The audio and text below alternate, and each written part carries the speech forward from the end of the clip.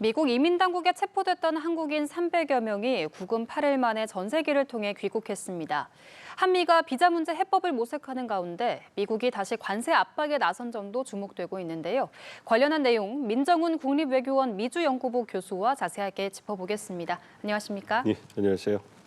네, 미국 이민당국에 체포됐던 우리 근로자들이 귀국을 했습니다. 이번 사태 현지에서 한국인들이 연행되는 장면이 공개되면서 많은 충격을 주기도 했고 또 한 차례 귀국이 연기되면서 우여곡절이 많았는데 전체적으로 좀 어떻게 보셨습니까? 예, 전체적으로 봤을 때 충격이죠. 동맹국이 기업이 미국 현지에다가 일자리를 만들기 위해서 생산 시설을 만드는 상황이었고 거기에 설비를 만들기 위해서 우리 숙련국들이 이제 그 파견에 대해서 일을 하는 그런 현장을 급습해가지고 대규모로 체포한 것이 아니겠습니까? 무슨 군 작업하는 것처럼 작전하는 것처럼 그 대규모로 급습을 해가지고 이제 수백 명을 쇠사슬에 묶어서 끌고 가는 장면은 뭐 충격이라고밖에 말씀드릴 수 없겠고 우리 국민들이 모두 다 분노하지 않으셨습니까? 그래도 우리 외교당국이 발빠르게 움직여가지고 8일 만에 다들 이제 고국의 폼으로 몰 수 있어서 정말 다행이라고 생각하고요. 어떠한 이유에서든 이러한 일이 다시는 재발돼서는 안 된다 이렇게 생각하고 있습니다. 예, 이번에 한국인 근로자 한 명은 가족이 현지에 있어서 잔류를 한다고 알려졌는데 이 한 명이 영주권 신청자 신분이더라고요. 그래서 지금 구금 상태에서 법적 대응에 나설 계획이라고 하는데 이런 경우에 우리 정부는 좀 어떤 지원이나 어떤 역할을 할 수 있을까요? 외교부에서 말씀해 주신 것처럼 이제 영사 조력을 해드리겠다 이 말씀을 하죠. 물론 그분이 이제 영주권을 신청했기 때문에 그리고 현지에 가족이 있기 때문에 영주권을 신청한 상태에서 출국을 했다가 다시 들어가는 것은 사실은 바람직한 건 아니에요. 그 과정상에서 그렇기 때문에 그런 부분을 고려해서 불이익이 있을까봐 현지에 남아계식으로 잔류하식으로 한 거고 그리고 이민 그 법원의 어떤 재판을 받아보실 거예요. 그렇지만 그 과정에서 구금이 된 상태로 받으셔야 되기 때문에 보석 신청을 했다고 하는 거죠. 보석 신청을 하면 일정 금액을 내고 이제 그 가족부로 돌아가서 재판을 받은 다음에 결정을 보시는 부분이기 때문에 그런 상황이고요. 그런 과정에서 우리 정부는 제도적으로 지원할 부분에 대해서 이제 그 상담을 해드릴 거라고 생각하고 있습니다. 그렇지만 이 과정에서 미국 정부가 잘못한 게 분명히 드러날 거예요. 그러니까 영주권을 신청하신 분 같은 경우 그리고 언론 보도에 따르면 이미 영주권이 있는 분도 그냥 그 서류를 미비했다, 소지하지 않고 있다는 이유로 그냥 체포해서 구금해 버렸거든요. 말도 안 되는 일이거든요. 뭐 그런 부분에서 성과를 올리기 위해서 얼마나 무리하게 이번에 어떤 그 체포하고 이제 그 구금했는가가 드러날 거기 때문에 그런 부분에 대해서 소송이 이어질 거라고 생각하고 있고 그런 부분에 미국 정부가 책임을 져야 될 것이라고 보고 있습니다. 예, 이번에 귀국한 우리 근로자들의 인터뷰를 보니까 미국을 도우러 간 건데 오히려 부당한 대우를 당했다고 분노와 섭섭함을 좀 표하기도 했고요. 다시 못 가겠다 이런 반응도 나왔는데 이 부분에 대해서는 좀 어떻게 보십니까? 얼마나 충격적이시겠습니까? 말씀하신 것처럼 그냥 직장인이 파견 가서 일하라 그래서 간 거 아니겠습니까? 네. 그래서 그 미국이란 그 국가에 대해서 어떤 좋은 감정도 있을 것이고요. 그리고 나름대로 국익을 위해서 기여한다는 자부심도 있었을 것이고요. 그래서 열심히 일을 하시고 또 가족과 떨어져서 일을 하시는 거잖아요. 그렇게 어렵게 일을 하고 계신 부분인데 본인들의 생각과는 다르게 미 당국이 체포하고 뭔가 범죄자처럼 그렇게 취급을 하니까 당연히 당혹스러울 수밖에 없을 것이고요. 그리고 초반에 구금됐을 때 굉장히 강압적인 분위기라고 알려졌잖아요. 그러다가 점점 이제 우리 외교당국이 접촉을 하고 영사조력이 들어가다 보니까 좀 분위기가 좀 풀리긴 했다고 했습니다만 보도에 나온 것처럼 얼마나 그 시설이 열악하고 식사 같은 게 형편없은지 그 가늠이 가거든요. 그러니까 대규모의 이민 불법 체류 추방 작전을 펼치는 정부가 얼마나 그분들이 계시는 구금 시설에다가 어떤 복지를 위해서 많은 기여를 했겠습니까? 그런 부분에서 상당히 한계가 있었을 것이고 우리 국민들이 그런 부분에서 고생을 겪었다는 부분에 대해서는 안타까움을 금할 수가 없고요. 다시 말씀드리지만 이러한 일은 결국 일어나서도 안 되고 재발 방지를 꼭 약속받아야 된다 생각하고 있습니다. 예, 이번 사태에 대해서 외신에서도 비판의 목소리가 나오고 있습니다. 제조업 부활을 외치면서 해외 투자를 유치하고 있지만 비자 단속을 강화하고 있는 이 트럼프 행정부의 모순이 드러났다는 건데 이 부분에 대해서는 좀 어떻게 보십니까? 그렇죠. 트럼프 행정부 정부가 가장 그 우선시하는 두 개의 정책, 이민과 통상 정책에서 이제 그 충돌이 일어난 거거든요. 그러니까 강경한 이민 규제 정책을 통해 가지고 지지층을 결집하고 뭐 그런 부분에 대해서는 국내 정치적으로 공감이 되는 부분이 있습니다. 미국이 워낙 많은 이민자들이 남북 국경을 통해서 유입이 되고 있고 그분들로 인해 가지고 미국 내에서 많은 문제가 되고 있는 게 그건 사실이에요. 뭐 그럼에도 불구하고 그것 때문에 이제 그 통상 부분에서 대미 투자를 통해서 양질의 일자리를 만들어주겠다는 그러한 동맹국들이나 해외 기업들의 투자 부분에 있어서도 어떤 그 문제가 되는 것은 그거는 너무 지나친 것이죠. 그런 부분에 대해서는 트럼프 행정부가 미리 그러할 충돌 가능성을 대비해서 조치를 취해 나서야 되는 그런 부분이거든요. 예. 그리고 이번에 뭐 보신 것처럼 그렇게까지 그 극단적으로 그 군 작전처럼 들어와서 하지 않아도 됐단 말이에요. 원칙이 있고 그러한 부분에서 더 이상 우리 근로자들이 이스타라든지 B1, B2 단기 상용 비자로 들어오는 것은 용인할 수가 없다라고 미국 정부에서 우리 외교 당국을 통해서 언지를 줬으면 그걸 우리 기업들이 외교 당국과 협조를 해서 해결해 나갔을 거 아니겠습니까? 그러니까 단순하게 이민 정책을 강화하고 있으니까 그걸 담당하고 있는 국토안보부나 이민국에서 성과를 내기 위해서 무리수를 둔 거라고밖에는 생각이 안 되는 거고 예. 이러한 결과가 벌어지니까 미국 내에서도 비판적인 목소리가 나오는 거고 무엇보다도 미국이 대외적으로 갖고 있는 신뢰가 상당히 훼손된 거예요. 우리 기업들이나 우리 그 근로자들이 어떻게 미국 믿고 미국 정부를 믿고 다시 가서 또 그 일을 하겠습니까? 그렇죠. 그런 부분에서 상당히 큰 문제를 발현됐고 한동안은 외교적 후폭풍이 있을 것이다 이렇게 생각하고 있습니다. 예. 이번에 구금됐던 근로자들은 재입국 시 불이익이 없다는 약속을 받았지만 사실 뭐 당장은 까다로운 취업 비자나 주재원 비자 외에는 뚜렷한 대안이 없는 상황이잖아요. 그럼 앞으로도 좀 비슷한 사태가 발생할 수 있는 거 아닌가요? 그리고 그것을 그 사태를 재발하기 위해서 이번에 우리 그 외교 당국이 미국 카운터파트랑 얘기를 많이 한 거라고 생각하고요. 그것이 이제 이번 사태에서 우리 외교 당국의 목표는 구금되신 분들을 빨리 조기 석방시켜서 모시고 오는 것이었고 이와 더불어서 비자 제도를 그 개선하는 그런 토대를 만드는 거였어요.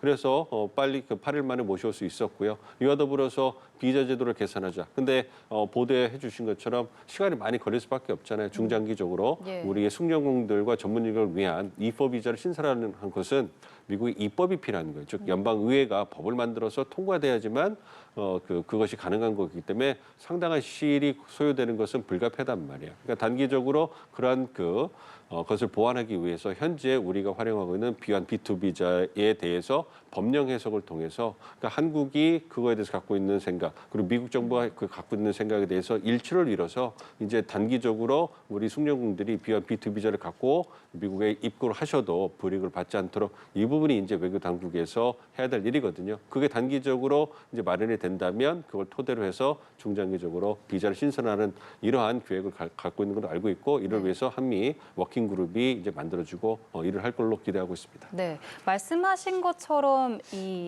강훈식 비서실장도 B1 비자 해석에 차이가 있다고 언급을 했습니다. B1 비자가 지금 비영리 상용 활동만 허용을 하고 있는데 미국은 이번에 이 항공기 근로자들이 현장 노동을 했다고 간주를 한 거잖아요.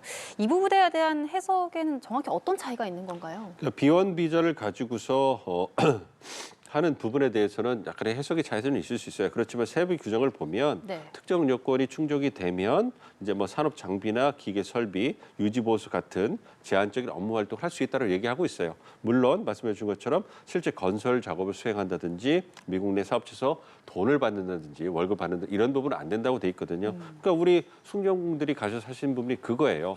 공장을 만들고 설비를 갖다 설치해야 되잖아요. 그거는 보안이 유지되는 부분이고 상당한 전문성이 요구되는 부분. 그래서 우리 정부에서 얘기하는 것이 미국 내 이걸 대체할 여력이 없다는 거예요. 예. 그러한 부분들, 그분들이 뭐 전통적인 뭐 공장을 짓는다든지 건설 노동자가 아니시잖아요. 그러니까 이 부분에 대해서 우리 기업들이 이번 조제 같은 사태 같은 일이 발생할까봐 주한미국 대사관의 유권 해석도 받았다는 거예요. 그래서 충분히 그 제한된 부분의 업무에 대해서는 뭐 설비를 설치하시거나 어떤 회의를 하시거나 이런 부분은 문제가 없다라는 걸 유권 해석을 받아서 그리고 왔다 갔다 하고 있었는데 이게 국토안보부에서는 그것에 대해서 이해가 없이 그냥 말씀해 주신 그냥 전통적인 건설 노동자 생산 노동자다 이렇게 간주를 하고서 모두 체포해 간 거 아니겠습니까? 예. 이 부분에 차이가 있는 것을 이번에 조정을 한다는 얘기예요. 그래서 트럼프 대통령이 국토부 안보부와 상무부가 중심이 돼서 그 일을 하라고 했거든요. 상무부 같은 경우 대투자를 담당하고 있는 부처고요.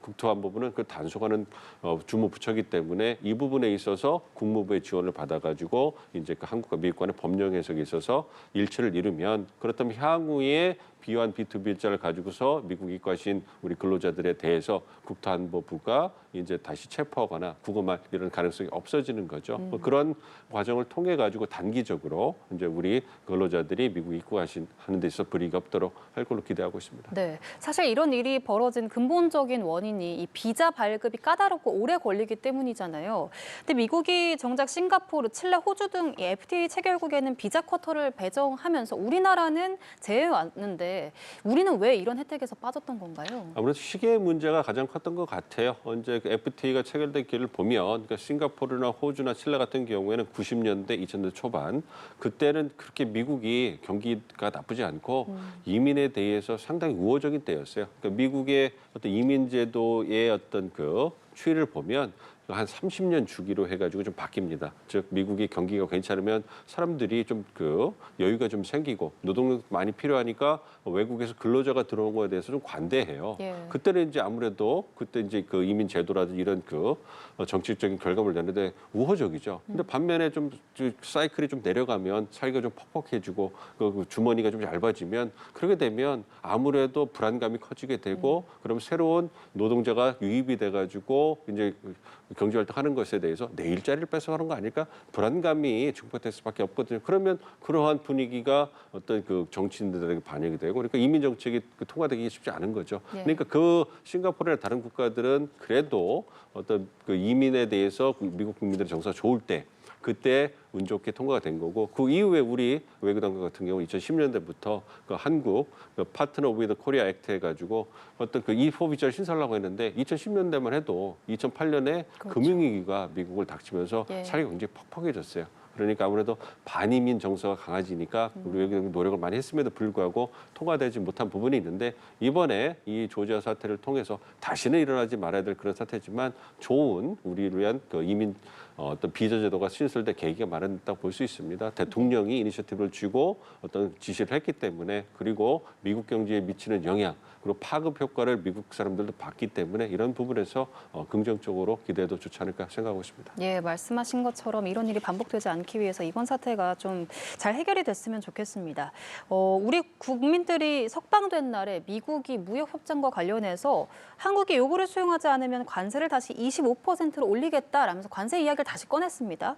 7월 합의 이후에도 뭐 투자 규모, 이익 배분을 두고 좀 입장차가 여전한 것 같은데 미국이 계속해서 이렇게 좀 강경한 태도를 보이는 게 앞으로 한미 관계에 어떤 영향을 미치게 될까요? 그러니까 트럼프 2기 행정부가 들어오기 전부터 전문가들이 전망을 했을 때 트럼프 2기 행정부 하에서 한미 관계는 굉장히 지난하고 어떤 도전과 과제가 있을 것이다 이렇게 전망을 했어요. 그러니까 통상 부분이라든지 외교안보 부분에서 지금 많이 거론이 되고 있는 것처럼 관세 협상이라든지 나중에 이제 공급망 재편 그 노력이라든지 이런 부분에서 어떤 한국의 입장이 굉장히 난처해질 가능성이 있고 그러한 부분에 있어서 경제통상, 외교안보 부분에서도 동맹 현대화 부분에서 상당한 압박이 있지 않습니까? 그런 부분을 많이 예상이 됐기 때문에 아무래도 한미 관계는 도전과 과제가 많다 이렇게 예상이 됐었고요. 그러한 부분을 거쳐가고 있다고 생각을 하고 있습니다. 그럼에도 한미 관계는 중요하고 우리에게 미국과 굉장히 중요하기 때문에 원만한 동맹 관계, 동맹을 강화하면서 그 안에서 우리의 국익을 지키기 위해서 치열하게